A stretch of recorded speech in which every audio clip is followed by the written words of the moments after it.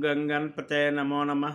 श्रीमद् वाल्मीकि रामायण पांचवा अध्याय रामायण के नथा श्रवण की महिमा, विधि तथा फल का वर्णन। सूत जी कहते हैं, रामायण का यह महात्मा सुनकर मुनीश्वर सनत कुमार जी बहुत प्रसन्न हुए।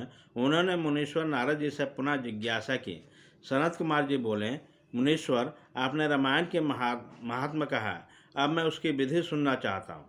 महाभाग मुने, आप तथर्थ ज्ञान में कुशल हैं, अतः अत्यंत कृपा करके इस विषय को यथार्थ रूप से बताएं।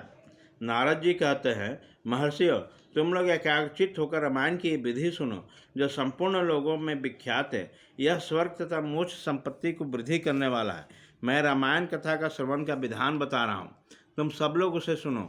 रामायण कथा का अनुष्ठान करने वाला वक्ता एवं श्रोता को भक्ति भाव से भावित होकर उस विधान का पालन करना चाहिए।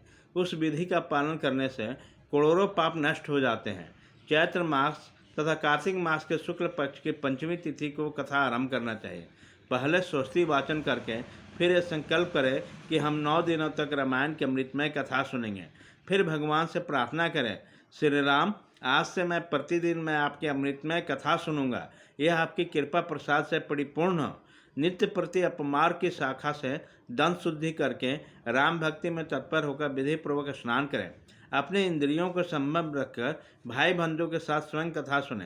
पहले अपने कुलाचार के अनुसार दंत धावन पूर्वक स्नान करके तथा श्वेत वस्त्र धारण करें। अशुद्धि घर में आकर मौन भाव से दोनों पैरों धोने के पश्चात आचमन करके भगवान नारायण का स्मरण करें।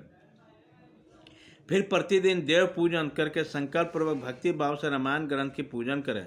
व्रती पुरुष आवाहन, आसन, गंध, पुष्प आदि के द्वारा ओम नमो नारायण इस मंत्र से भक्ति प्रवण होकर पूजन करें। समस्त पापों की निवृत्ति के लिए अपने शक्ति के अनुसार 1, 2 या 3 बार पूर्वक होम करें। इस प्रकार जो मन और इंद्रियों को संयम में रखकर रामायण के विधि का अनुष्ठान करता है, वह भगवान विष्णु के धर्म में जाता है, जहाँ से लौटकर वह फिर इस संसार में नहीं आता। जो रामायण संबंधी व्रत को धारण करने वाला तथा धर्मात्मा है, वह श्रेष्ठ पुरुष चंडाल अथवा पतित मनुष्य का वस्त्र अन्य से भी सत्कार नहीं करें। जो नास्तिक, धर्म मर्यादा को तोड़ने वाला, पर निंदक और चुगलखोर है, उनका रामायण व्रतधारी पुरुष वाणी मात्र से भी आदर न करें। जो पति के जीवित रहते हैं, पर पुरुष के सगामन से माता द्वारा उत्पन्न किया जाता है, उस जारद पुत्र को कुंड कहते हैं। ऐसे कुंड के यहाँ जो भोजन करता है, जो गीत गाकर जीविका चलाता है, देवता पर चढ़े हुए भक्तों का उपभोग करके मनुष्य का अन्न खाता है, वैद्य है तथा लोगों के मिथ्या प्रशंसा में कविता लिखता है, देवताओं तथा ब्राह्मणों का विरोध करता है, प्राय अन्न का लोभी है तथा पर स्त्री में आसक्त रहता है, ऐसे मनुष्य भी रामायणवर्ती पुरुष वाणी मात्र से भी आदर न करें। इस प्रकार दोषों से दूर शुद्ध होकर जितेंद्रिय एवं सबके हित में तत्पर रहते हुए रामायण का आश्रय लेता है, उसे परम सिद्धि को प्राप्त होता है। गंगा के समान तीर्थ, माता के तुल्य गुरु, भगवान विष्णु के सदृश देवता तथा रामायण से बढ़कर कोई उत्तम वस्तु नहीं है। वेदों के समान शास्त्र, शांति के समान सुख, शांति से बढ़कर ज्योति और रामायण से उत्कृष्ट कोई काव्य नहीं है। क्षमा के सदृश बल, कीर्ति के समान धन, ज्ञान के सदृश लाभ तथा रामायण से बढ़कर कोई उत्तम ग्रंथ नहीं है। रामायण कथा के अंत में वेदक वाचक को दक्षिणा सहित गौ का दान करें। उन्हें रामायण के पुस्तक तथा वस्त्र आदि आभूषण आदि दें। जो वाचक को रामायण को पुस्तक देता है, वह भगवान विष्णु के धाम में जाता है। वहाँ जाकर उसे कभी शोक नहीं पड़ता। धर्मात्मा में श्रेष्ठ सनत कुमार, रामायण की निर्वाह कथा सुनने से जजमान को जो फल प्राप्त होता है, उससे सुनो।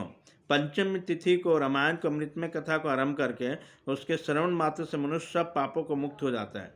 यदि 2 बार ये कथा श्रवण की गई तो श्रोता को पुंडरीकाक्ष यज्ञ का फल प्राप्त होता है। जो जितेंद्रिय पुरुष व्रतधारक रामायण कथा को श्रवण करता है, वह 2 अस्मद यज्ञों का फल प्राप्त होता है। मुनीश्वर, जिन्होंने 4 बार इस कथा का श्रवण किया, वह 8 अग्निमुष्टम के परम फूल्य का भागी होता है। जिस महामनस्वी पुरुष ने 5 बार रामायण कथा का श्रवण का व्रत पूरा किया, वह अंत्येष्टि का द्विगुण पुण्य फल का भागी होता है। जो एकाग्रचित्त होकर इस प्रकार 6 बार भी रामायण कथा का व्रत का अनुष्ठान पूरा कर लेता है, वह अष्टमत्य के 8 गुणे फल का भागी होता है। मुनीश्वर, स्त्री हो या पुरुष, जो 8 बार रामायण की कथा को सुन लेता है, वो नरमेध यज्ञ का 5 गुना फल पाता है। जो स्त्री या पुरुष 9 बार इस व्रत को आचरण करता है, उसे 3 गोमक यज्ञ का फल प्राप्त होता है। जो पुरुष शांत चित्त और जितेंद्रिय होकर रामायण यज्ञ का अनुष्ठान करता है वह उस परमानंदमय धाम जाता है। वहाँ जाकर उसे कभी शोक नहीं करना पड़ता।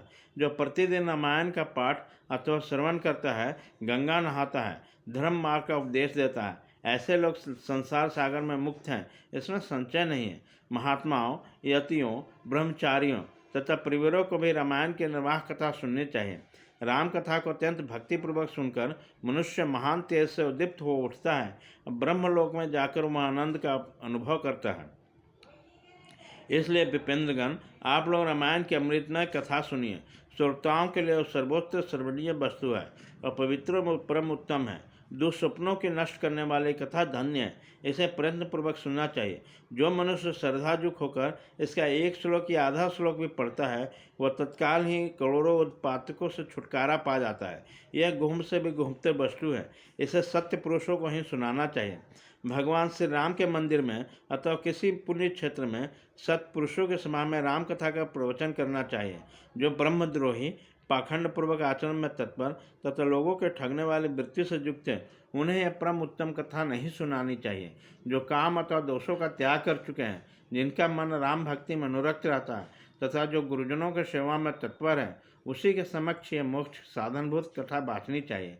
श्री राम सर्वदेवमय माने गए। वे आर्थ प्राणियों का पीड़ा को नाश करने वाले हैं तथा श्रेष्ठ भक्तों पर सदा ही स्नेह करने वाले हैं। वे भगवान भक्ति से संतुष्ट होते हैं, दूसरे किसी उपाय से नहीं। मनुष्य विवश होकर भी उसके नाम का कीर्तन अथवा स्मरण कर लेने से समस्त पातकों का मुक्त होकर परम पद का भागी होता है। महात्माओं, भगवान मधुसूदन संसार रूपी भयंकर दुर्गम वन को भस्म करने के लिए दावानल के समान है। वह अपने स्मरण करने वाले मनुष्य के समस्त पापों का शीघ्र नाश कर देते हैं। इस पवित्र काव्य के प्रतिपाद विषय वही है, अतः इस उत्तम काव्य का सदा ही श्रवण करने योग्य है। इसके श्रवण अथवा पाठ करने से इस समस्त पापों का नाश करने वाला है। जिनके सारे राम रसों में प्रीति और भक्ति है, वही संपूर्ण शास्त्रों के अर्थ ज्ञान में निपुण कृत्य हैं। ब्राह्मणों, इससे उपार्जित की हुई तपस्या पवित्र, सत्य और सफल है, क्योंकि राम रस में प्रीति हुए बिना रामायण के अर्थ श्रवण में प्रेम नहीं होता। जो जिस भयंकर के लिए काल में रामायण और राम नाम का सहारा लेते हैं, वही कृत्य हैं। रामायण की इस अप्रितमय कथा का निर्वाह श्रवण करना चाहिए। जो महात्मा ऐसा करते हैं वे कृतज्ञ हैं, उन्हें प्रतिदिन मेरा बारंबार नमस्कार है। श्री राम का नाम, केवल श्री राम नाम ही मेरा जीवन है। कलयुग में किसी उपाय से जीवों की सद्गति नहीं होती। सूर्य जी कहते हैं, महात्मा नारद जी के द्वारा इस प्रकार ज्ञानोपदेश पाकर सनत जी को तत्काल ही परमानंद की प्राप्ति होगी। अतः विप्रवर, तुम सब लोग रामायण की अमृतमय कथा सुनो। रामायण 9 दिन में सुनना चाहिए। ऐसा करने वाला समस्त पापों से मुक्त हो जाता है। द्विजोत्तम, इस महान काव्य को सुनकर जो वाचक की पूजा करता है उसमें लक्ष्मी सहित भगवान विष्णु प्रसन्न होते हैं। विपेंद्रगण, वाचक के प्रसन्न होने पर ब्रह्मा, विष्णु अथवा महादेव जी भी प्रसन्न होते हैं। इस विषय में कोई अन्यथा विचार नहीं करना चाहिए। रामायण के वाचक के अनुसार, वैभव के अनुसार गौ, वस्त्र, स्वर्ण तथा रामायण पुस्तकें आदि वस्तुएं देनी चाहिए। उस दान का पुण्य फल बता रहा हूँ, आप लोग एकाग्रचित्त होकर सुने। उस दाता को ग्रह तथा भूत बैताल आदि कभी बाधा नहीं पहुँचाते।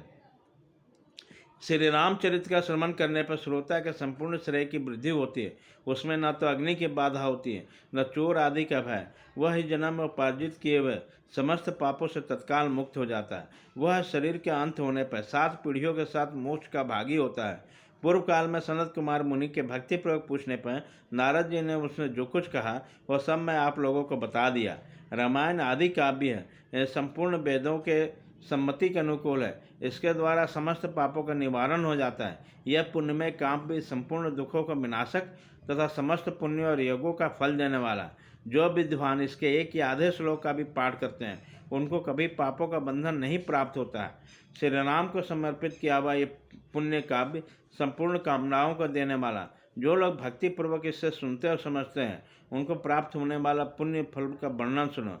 वे लोग 100 जन्मों से उपार्जित हुए पापों से तत्काल मुक्त हो 1000 पीढ़ियों के साथ परम पद को प्राप्ति होते हैं। जो प्रतिदिन श्री राम के कीर्तन सुनते हैं उनके लिए तीर्थ सेवन, गोदान, तपस्या, योगों की क्या आवश्यकता है। चैत्र माघ कार्तिक में रामायण की अमृतमय कथा का निर्वाह प्रयाण सुनना चाहिए। रामायण श्री रामचंद्र जी के प्रसन्नता प्राप्त करने वाला, श्री रामचंद्र भक्ति को बढ़ाने वाला, समस्त पापों को विनाशक तथा जो संपत्ति को वृद्धि करने वाला है।